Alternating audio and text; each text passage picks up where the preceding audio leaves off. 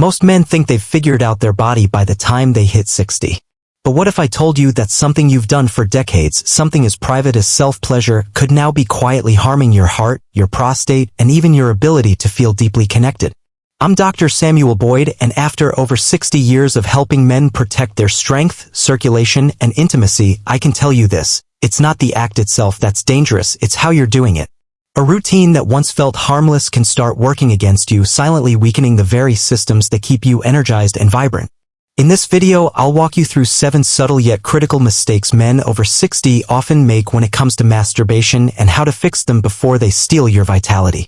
A 72-year-old patient once sat across from me, a little embarrassed, and said, "Doc, I've been doing things the same way for decades, but something's not right anymore." He wasn't on any medication. He hadn't been diagnosed with anything new. But there was a silent issue taking its toll on his heart, his prostate, and his ability to feel deeply. The problem wasn't that he was masturbating, it was how he was going about it. I'm Dr. Samuel Boyd, and I've spent over 6 decades helping men in their later years retain strength, maintain circulation, and protect their vitality without shame or dependency on pills. Most men have been told that self-pleasure is healthy, and it can be, but after 60, certain private habits, once harmless, can begin to quietly erode your health, your energy, and even your sense of connection. In this conversation, I'll walk you through 7 common yet overlooked mistakes that older men make when it comes to masturbation and how to address them before they cause lasting damage. And trust me, mistake number 6 is the one that catches nearly everyone off guard. Before we go deeper, take a second to subscribe and hit the bell icon so you don't miss out on future advice crafted especially for men navigating their 60s and beyond. And if you're watching this and it speaks to you, drop a 1 in the comments. If it doesn't, type 0. Your feedback truly helps shape what I create next. Let's start with the first mistake. It's more common now than ever before, and it's quietly rewiring how your brain and body experience pleasure. Mistake number 1 is relying on pornography as your main source of arousal. Over the years, countless men in their late 60s and 70s have told me, "Doc, it just doesn't feel the same anymore."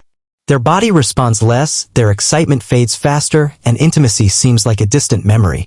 My first question is often simple: how often do you use adult content?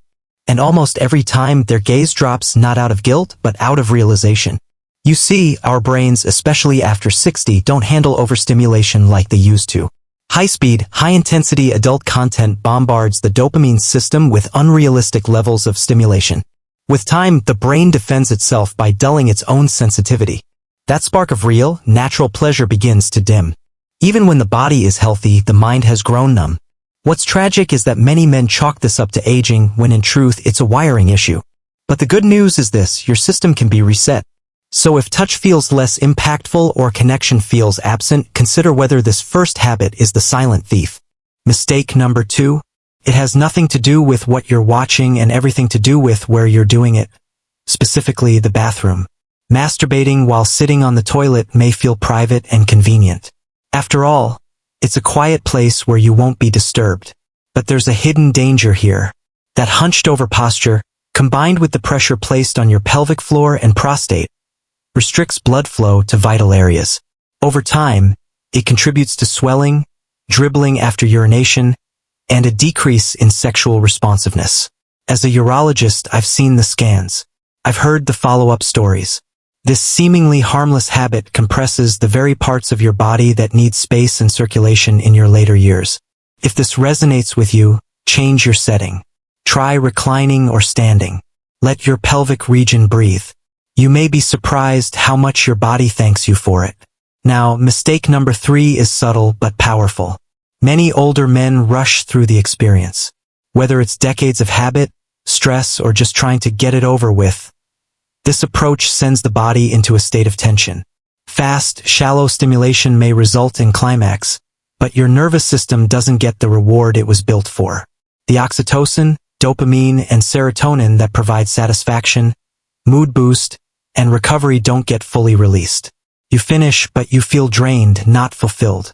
Over time, this rushed pattern trains your brain and body to associate intimacy with speed and emptiness. The result?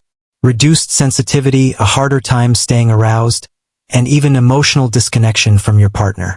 The fix isn't complicated. Slow it down. Let it be an experience, not a task.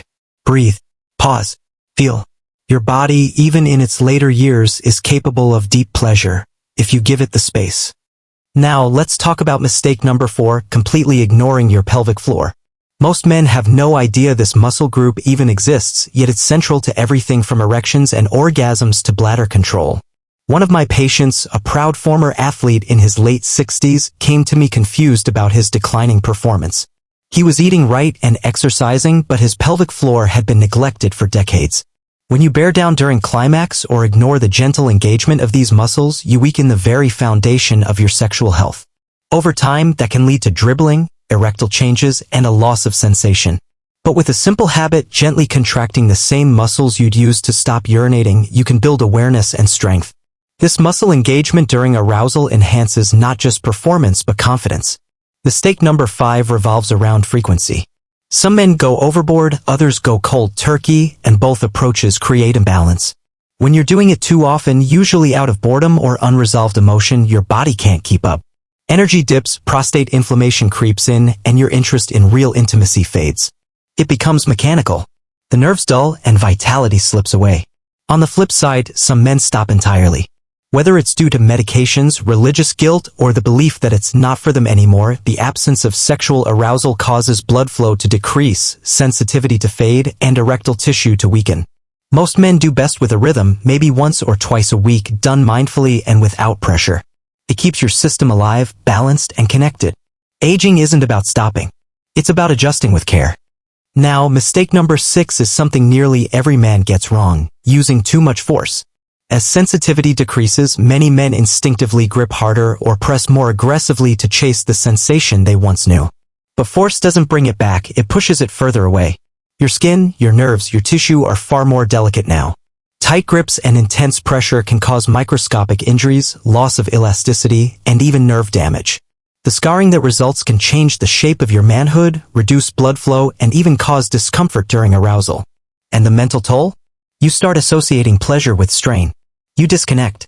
It stops being healing and becomes a chore. The better path? Be gentle. Use intention. Let sensation come to you, not the other way around. And finally, mistake number 7 may be the most invisible yet most devastating: treating self-pleasure as something mechanical, cold, and void of emotion. I've talked to countless men who say it doesn't feel like it used to. And that's not just physical. That's emotional distance. When masturbation becomes a ritual done out of boredom or escape, without warmth, connection, or meaning, it begins to dull your body's hormonal response. You miss out on oxytocin, dopamine, and the deep nervous system healing that comes with connected touch. Your system begins to expect emptiness. Your spirit grows quieter. You start to believe that pleasure is behind you. But it doesn't have to be that way. Solo intimacy can still be sacred. It can be a way to honor your body, not just use it. A moment of gratitude, not just relief. And when done with presence, it can even rejuvenate your sense of identity and dignity. Now, if you've stayed with me this far, I want you to know this message isn't just medical. It's personal. Over the years, I've seen men from all walks of life struggle silently, ashamed of changes they never expected. But the truth is, no one ever taught us how to grow older with sexual awareness. Most of us kept doing what worked in our youth, unaware that the aging body needs new language, new respect, and a gentler approach. You've now heard the 7 most common mistakes older men make in their private routines. And every single one of them is rooted in disconnection. Disconnection from body, from feeling, from meaning. But it's never too late to rebuild that bond. Your body still works. Your mind still craves. Your heart still wants to feel. So start small. Slow down. Notice. Breathe. Your body isn't broken. It's simply waiting for you to meet it where it is. And when you do, you may just discover that your most meaningful experiences aren't behind you. They're ahead. If this helped you, please like this video, subscribe to the channel, and share it with a friend who might need it. I'm Dr. Samuel Boyd, and I'll be here with more insights to guide you on your journey to healthy, fulfilling aging.